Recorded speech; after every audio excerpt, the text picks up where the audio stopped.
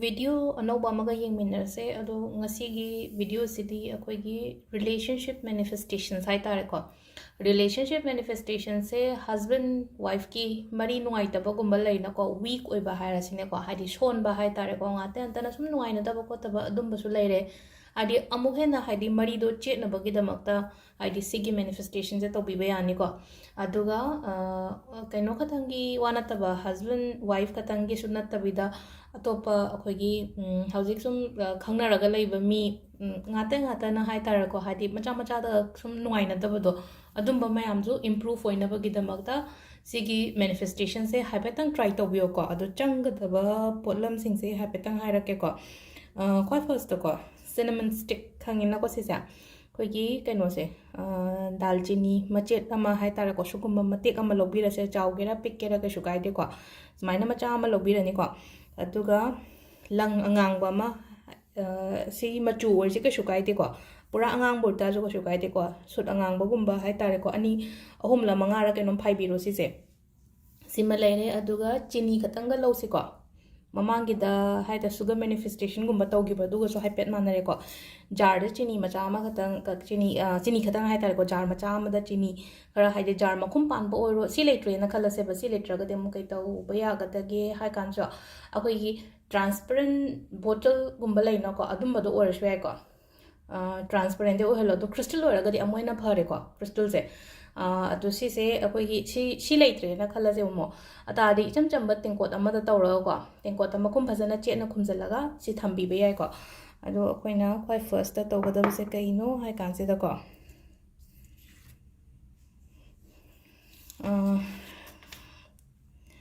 azik sum aina e doi se hai tare ko che ma che e doi se hadi kaino khatangi wasuna tabi da ko akoina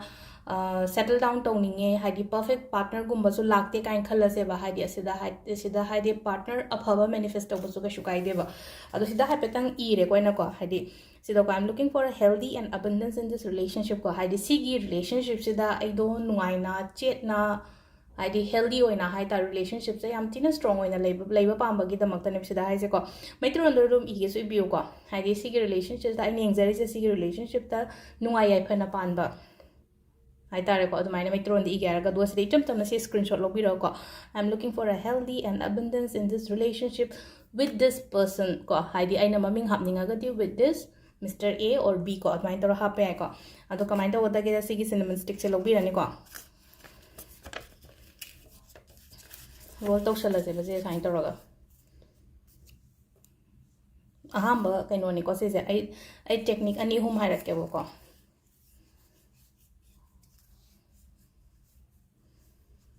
ai sho mamang da sugar manifestation tawgibne haidi relationship idina tab atopa tawgiba ado aina yeng ba matam da kawgre dum tawgraga ko ado ahum hapada ani amadi fulfill oigre badum hadi ai check su tawgidre yang ka hadi phangera fa ani haise manifestation to matam da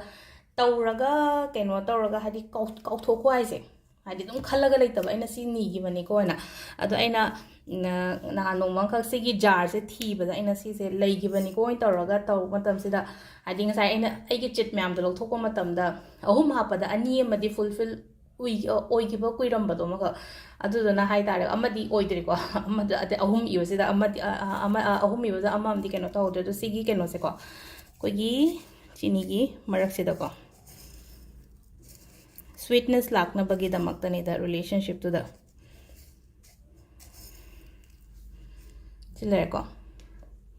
si se thambio pudara kadai no ma thambio katang wang na ngata ta na touch tawre da ma pa ma da aduga akoi gi purnima gum lakpa matam da charge to pi badi ai ko ado si se marak marak ta hadi yam phagat le kaina khala se do hadi amuk sindok tra ga so kai shu kai de adum hadi ka shu pat ka da bok pung ga da po na te na ko si da yaur ja aduna hadi every purnima gum da charge to bi ba ma si na quite first ki le re ko si se sugar manifestation se ko aduga amana sigin number se dang hapet ing bio sida ai ishagi maming ibiro ko nupi oiraga na ai gi maming irani nupa oiraga nupa du gi maming irani ko nupa du na magi partner maming du na makha da irani ko नुपी इसामक तौबोरगना अगी Ming सिदा इरनी अगी partner की ममिंग दुना मखादा इरनीको circle हाना सेम्बियोको समाइना हाइदिको red मचू सिजिनाबियोको सिदा ngसाई अमसिदसु red colour सिनेको लुपा मंगा पिबा कोलो मचांग खतंग लयो blue ने याब्रा ब्लैक ने याब्रा अमुक अमुक तौरसिको हाइदि लुपा मंगा पिबा 10 पिबा कोलो मचा अमा केनो मगतंग बॉल पेन नि खंगदे जेल पेन नि खंगदे अंगांगी स्केच पेन नि खंगदे माइ तौरगा इबिरोबा अदो नंबर 6 सिस स्क्रीनशॉट लौबिरसिको मथक्ता अगी ममिंग इरो मखादा सिगी नंबर से इबिरोको 76254452 को अदुगा मखादा अगी पार्टनर की ममिंग से को सिसे कदाई थमगदगे हाय कांसिदा अयुपुदा थेलो उपु मनुंगदा उपु से अखोइना सुमाइना हांगदोक मतमदा नाकन नाकन तुम मागी थोंग लेना को थोंग दुगी नाकन अमदा हाइ केनो तौरगा सलुटेप अम तौरगा नि खंगदे दाइ त नपसल थमग्रो दुम सिसे अदुगा साइना केनो द ओरसु फी मरक तो दोइ तारगा सुको हादि थोंग ददी थेलगा थमुबा हादि तुहलगा नंजलगा साइना थंबिदबा हाइ त थेलगा फजन उपु मनुंगदे थेलगा थंबियो को सिसे म लेरे को